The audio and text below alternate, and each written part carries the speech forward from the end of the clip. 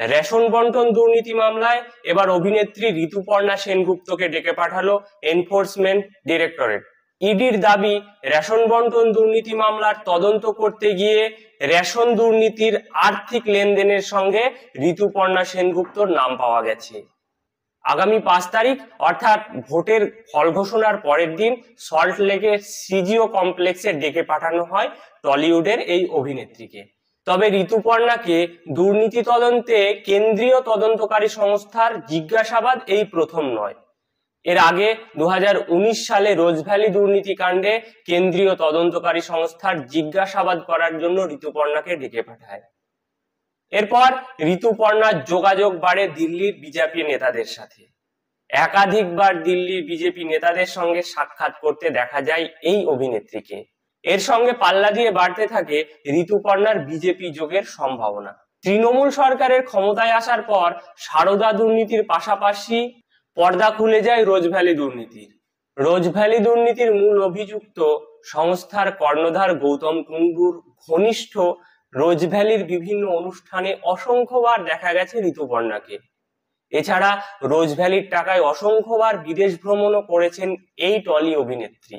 সেই সময় ইডি সূত্রে জানা যায়, ঋতুপর্ণার মাধ্যমেই বিদেশে টাকা পাচার করা হতো বলে মনে করেছিল ইডির আধিকারিকরা। এছাড়াও খুব কম বাজেটের বাংলা সিনেমা মোটা টাকার বিনিময়ে কিনেছিল গৌতম কুণ্ডু। এক্ষেত্রেও ঋতুপর্ণার যোগাযোগ আছে বলে মনে করেছিল ইডি আধিকারিকরা। এরপর ঋতুপর্ণার সঙ্গে বিজেপি নেতাদের যোগাযোগ বাড়তে থাকে। বিভিন্ন সময় বিজেপির প্রার্থী হওয়ার কথা রটে। ব্রিগেডে মোদির সভায় বিজেপি যোগ দেবেন বলে বিজেপি নেতা শঙ্কুদেব পণ্ডা ফেসবুকে পোস্ট করেন। মোদিকে নিয়ে বই প্রকাশের অনুষ্ঠানে দেখা যায় ঋতুপর্ণাকে। আর আস্তে আস্তে রোজভ্যালির তদন্ত চাপা পড়ে যায়। এবার আবার রেশন দুর্নীতিতে নাম জড়িয়ে গেল টলিউডের এই অভিনেত্রীর। আসলে সারা ভারতবর্ষ জুড়ে বিজেপি অন্য দলের রাজনীতিবিদ, অভিনেতা, অভিনেত্রী, খেলোয়াড় এদের মধ্যে যারা ট্যাক্স ফাঁকি দিয়েছে বা দুর্নীতিতে জড়িয়ে পড়েছে বা দুর্নীতিতে অভিযুক্ত হয়ে ইডি সিবিআই তদন্তের সম্মুখীন হয়েছে, তারাই পরবর্তীতে বিজেপিতে যোগ দিলেই তাদের ইডি সিবিআই তদন্ত বন্ধ হয়ে গেছে। যেমন জনার্দন রেড্ডি 16,500 কোটি টাকার কয়লা কেলেঙ্কারিতে অভিযুক্ত, নবীন জিন্দাল 21,266 কোটি টাকার কয়লা কেলেঙ্কারিতে জড়িত, প্রফুল্ল প্যাটেল 3,000 কোটি টাকার দুর্নীতিতে জড়িত, অজিত পাওয়ার 2,500 কোটি টাকার ব্যাংক ঘোটালাতে জড়িত, অশোক চাভান আদর্শ হাউজিং স্ক্যামের সাথে জড়িত। আসামের মুখ্যমন্ত্রী হেমন্ত বিশ্ব শর্মা সব থেকে দুর্নীতিবাজ মুখ্যমন্ত্রী। এদের বিরুদ্ধে একসময় বিজেপি দুর্নীতির অভিযোগ তুলেছিল। এরপর ইডি সিবিআই তদন্ত শুরু হয়। পরবর্তীতে এরা প্রত্যেকেই বিজেপিতে যোগ দিলে ইডি সিবিআই তদন্ত বন্ধ হয়ে যায়। এ রাজ্যের বিজেপির বিরোধী দলনেতা শুভেন্দু অধিকারী সারদা, নারদা, শিক্ষক নিয়োগ সহ প্রত্যেকটা দুর্নীতির সাথে জড়িত। একথা নিশ্চিত রূপেই বলা যায়, আজ বিজেপি যোগ না দিলে তাকেও ইডি সিবিআই নিয়ে টানাটানি করত। কালনার তৎকালীন তৃণমূল বিধায়ক বিশ্বজিৎ কুণ্ডু নিজে মুখে বলেছে সে 65 জনকে দুর্নীতি করে চাকরি দিয়েছে। বিজেপিতে যোগ দেওয়ায় আজ পর্যন্ত তাকে ইডি বা সিবিআই ডাকেনি।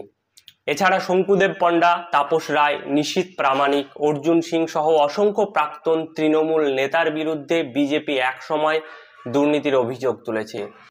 পরবর্তীতে তারা বিজেপিতে যোগ দিলেই ইডি সিবিআই তদন্ত থেমে গেছে।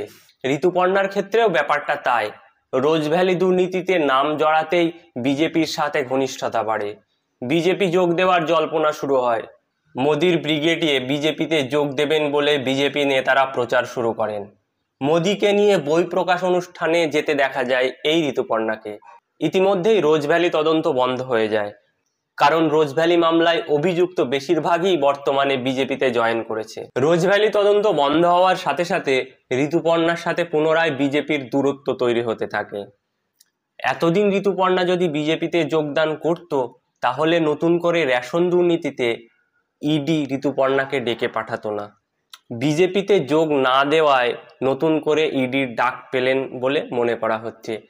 আসলে বিজেপির দুর্নীতির বিরুদ্ধে লড়াই হলো, তুমি অন্য দলে থেকে চুরি করতে পারবে না, তুমি আমার দলে এসো, আমার দলে চুরি করো এবং সেই চুরির একটা অংশ আমাদের পার্টি ফান্ডে দাও।